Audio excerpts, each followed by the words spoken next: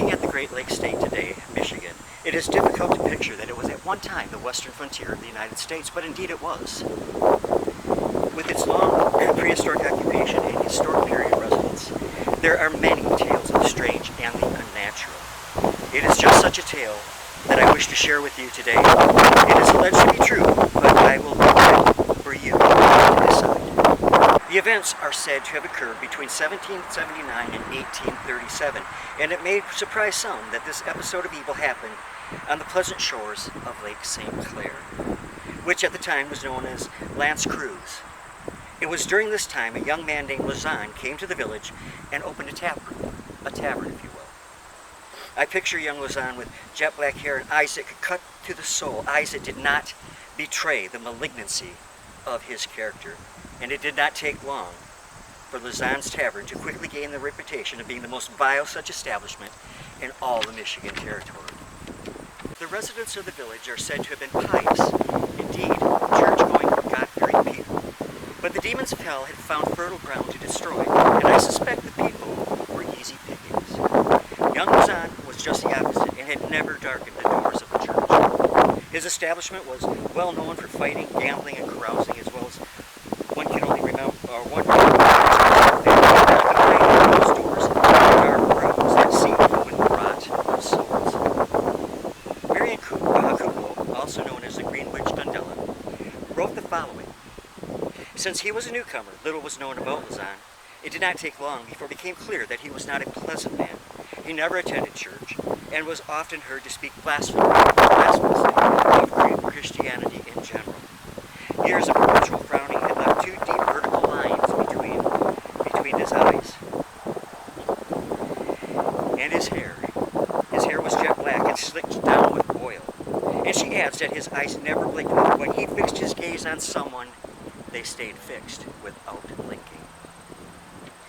Now then, there was a local farmer who had a sweet and pious daughter named Julienne. She is said to have been very shy, and the evil lust of the newcomer became fixed on her defilement. What magic did he possess and use on the innocent girl? It was not long, and Lizon began courting Julienne. People were astounded, and there were rumors that he had used magic upon her, for she was quite open to his unnatural, ungodly affections. Wickedly, young Lizon mocked the relationship and openly declined and declared that he would never marry the girl, as he would never be part of a Christian ceremony. A ceremony sanctioned by God, man and woman together as one. He would not honor that. He would not honor her. Even knowing that Julienne left the love and warmth of home and lived with Lizon in his tavern of sin, in today's world where mankind is so cozied up to Satan, this would seem normal. Such an arrangement at Lizon's point in time, however, was not often heard. Just as Satan had decided to deceive Eve in the Garden of Eden, Julienne followed the serpent into his murky degradations. Her friends, parents, and priests tried the best to reason with her, but his spell was strong indeed. In fact, so strong that as time wore on, Lizon's powers appeared to be greater than that even of the clergy, for his tavern gained many patrons, and at that time the number of worshippers at the church dwindled. After a while, Julienne had a change of heart, and one Sunday, to everyone's surprise, she came to church. She confessed her sins and pled for forgiveness. And it seemed to all that a spell had been lifted from Julienne. Friends, family, neighbors, clergy prayed and prayed and prayed for her, those that remained faithful and weren't at the tavern. And his spell was broken. But, as would be expected, she was warmly welcomed home by her family and friends, and everything seemed better. That is, until it wasn't. And indeed, things changed quickly. For on New Year's Eve, everything came crashing down. The village had some interesting New Year's Eve customs, that actually had their origins back in the days of the Druids. Rather unusual for a Christian community, I would think. But the young men would put on masks and costumes and go around the village singing and begging for food to help the poor, which in itself is not bad.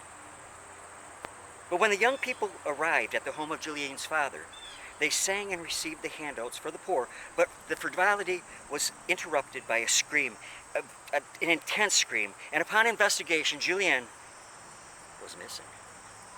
And she had been abducted by the bemasked Lizon and carried off back to his tavern, back to that den of iniquity. And a group of revelers pursued, broke into the tavern, and rescued the girl, but they were too late.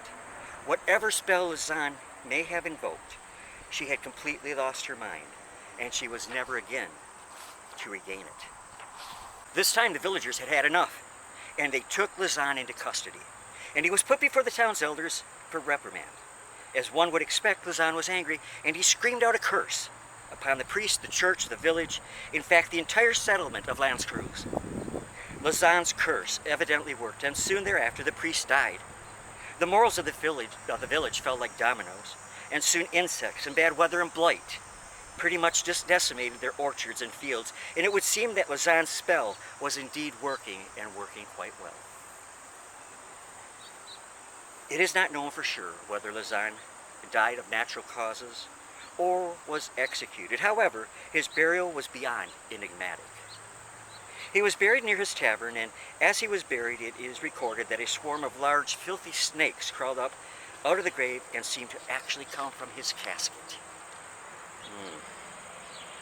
And that morning of his burial, fog covered the ground, seemingly having been blown in from the lake in the form of humans, spirits, spectral entities. And when dark settled in over the betrothed community, a blue will-o'-wisp, or swamp gas, danced upon his grave. And as the grave was being covered, reports say that it actually waved, the ground waved and heaved like a stormy sea. What was going on? What was going on? Well, something not very good, I can assure you. So as the swamp gas danced over the gravesite, it had to be an eerie setting. And also that very night, a very violent storm, very violent, besieged the village with wild, angry winds. And the rain poured down so heavily that the very foundations of the church were eaten away, and it crashed into the floodwaters. And that night it is claimed that the entire village was totally washed away. 0 survivors. Now, the village was rebuilt in 1925, 146 years later approximately, according to the records that I could find.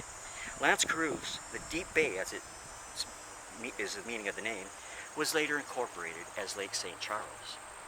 Is it a true story or not? We will more than likely never know. I do know that people in that area did embellish things a bit, but could they have possibly embellished them that much? Well, my dear friends, I hope you've enjoyed this. I hope you enjoy mystery, because I certainly do. God bless each and every one of you. I love you much, and I hope to see you again real soon. Later.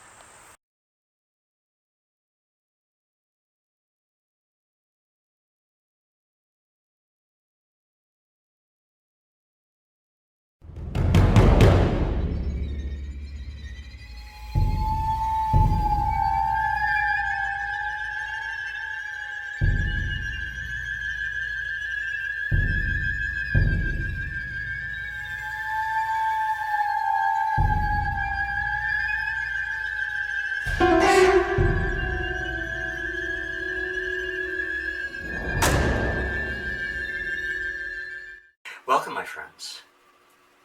Looking at the great state of Michigan today, it is difficult to imagine it as the western frontier of the United States, yet at one time it was. Yet with its long prehistoric occupation and historic period of residence, there are many tales of the strange and unnatural in our state. I think in abundance compared to other states. And it is just such a tale that I wish to share with you today. It is alleged to be true, but I will leave that up to you to decide after you hear the whole thing.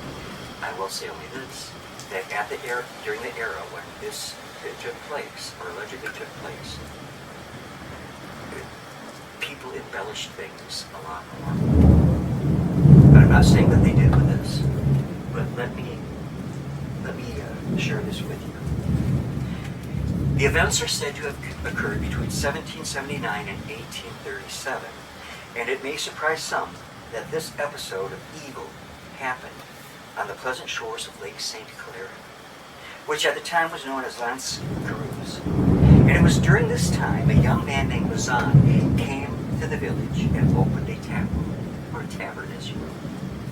I picture young Lizon with jet black hair and eyes that could cut to the soul, eyes that did not hide the malignancy of his own character. Now, it did not take long for Lizon's tavern to quickly gain the reputation of being the most vile such establishment in all of the Michigan territory. And the Michigan territory was much larger than just the state of Michigan today. But this took place within the state of Michigan. Now, the residents of the village are said to have been pious, church-going, God-fearing people. And the demons of hell had found fertile ground to destroy, and I suspect the people were easy picking. Young Lizon was just the opposite and had never darkened ever the door of a church. His establishment was well known for fighting, gambling, and carousing, and I suspect a lot more dark things. One can only wonder what ritualistic affairs went on behind closed doors in the dark rooms and sealed with the rot of perhaps many souls.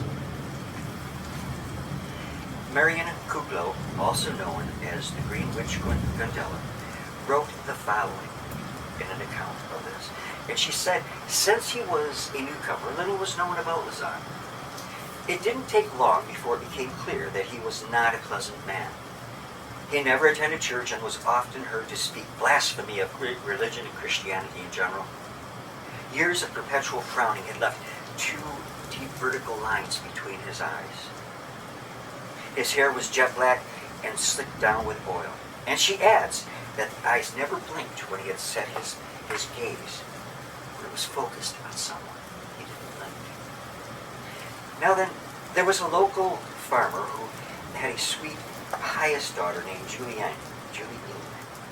And she is said to have been very, very shy, and the evil lusts of the newcomer became fixed on her defilement. What magic did he possess and use on that innocent girl can only be imagined. It was not long, and Lizon began courting Julie. People were astounded and there were rumors that he had used magic upon her, for she was quite open to his unnatural affections, totally opposed and opposite of what she had been used to. And wickedly, young Lizon mocked their relationship and openly declared that he would never marry the girl because he would never be part of such a Christian ritual. After all, God created the institution. One man, one wife, one man, one woman. Lizon was opposed diametrically. Even knowing that Julie left the house at the lovely warm home and lived with Lizon in his tavern of sin. In today's world, where mankind has so cozied up to Satan, now this would seem quite normal, I think. Such an arrangement as Lizon's point in time was unheard of. It just didn't happen, or was not spoken of. Just as Satan had decided to deceive Eve in the garden, Julie followed the serpent into his murky degradation. Her friends, parents, and priests tried to reason with her, but the spell was so strong. In fact, so strong that there was a time on Lizon's powers appeared to be greater than that even of the clergy. For his tavern gained many patrons, and the number of worshippers at God's house dwindled. This is why I said in the beginning that they were probably easy pickings, because they followed the Bible until there's somebody there to challenge it and give them permission, so to speak, to live in their lusts and desires. After a while, Julie had a change of heart, though. One Sunday, to everyone's surprise, she came to church and she confessed her sins and pleaded to be forgiven. And it seemed that the spell had been lifted from Julie somehow, some way, through prayer, through the dedicated prayer of her friends and family. And she was loosed. Now, as would be expected, she was warmly welcomed home by her family and friends, and everything seemed better. That is, until it wasn't. For on New Year's Eve, everything came crashing down. The village had some interesting New Year's Eve customs that actually had their origins way back in the days of the Druids, which was rather unusual, I thought, for a Christian community. The young men put on masks and costumes, and then they would go around the village singing and begging for food to help the poor. Now, when the young people arrived at the home of Julianne's father, they sang and they received the handouts for the poor, but the frivolity was interrupted by the scream, a terrible scream. And upon investigation, Julianne was missing. She had been abducted by the bemasked Lizon and carried off to his tavern of sin. A group of the revelers broke into the tavern and rescued the girl, but they were too late. Whatever spell Lizon had on her, had invoked on her, she had completely lost her mind, and she was never, ever, ever to regain it. This time the villagers had enough, and they took Lizon before the elders of the community. And he was reprimanded by them. And as one would expect, Lizon was angry, and he screamed out a curse upon the priest, the church, the village, and in fact, the entire settlement of Leon's Cruz. Lizon's curse evidently worked, and soon thereafter the priest died. Now, the morals of the village fell like dominoes. And soon insects, bad weather, and blight pretty much destroyed their orchards and their fields. And it would seem that Lizon's spell was indeed working. Now, it is not known for sure whether Lizon died of natural causes or if he was executed. However, his burial was beyond enigmatic. If the facts are true, as related, he was buried near the tavern, and as he was buried, it is recorded that a swarm of large, filthy snakes crawled up out of the grave and seemed to have actually come out of his casket. Now, the morning fog covered the ground, seemingly heavy, and it had been blown in from the lake in human forms. It is also recorded that the very grave, when covered, rolled like the waves on a stormy sea. And when dark settled over the betrothed community, a blue will-o'-the-wisp, or swamp gas, which is usually green, seemed to dance over the gravesite. Also, that very night, that very same night, a very violent storm besieged the village, one the likes they had never seen before.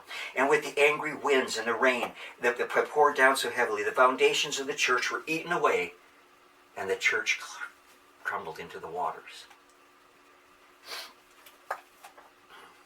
That night, it was claimed, after the church fell, that the village was totally washed away. Now, the village was rebuilt, and in 1925, 146 years later, L'Anse Creuse, the Deep Bay, was incorporated as St. Clair Shores. What do you think, my friends? Is there any truth to what was written in this account? I'd love to hear your opinions. As I said, there are many strange, unnatural, and enigmatic stories connected with Michigan's past. And they're all fascinating. Like icing on the cake of life. I love a mystery. I hope you do too. Well, I will be with you again all real soon, God willing. God bless each and every one of you. And remember, always, in these troubled and horrible times that you and I are living through, there is always someone here, and more than one, at the Dennis Morrison Channel and Charlie Cat Productions that loves you very much. God bless you all, and I hope to see you again very soon.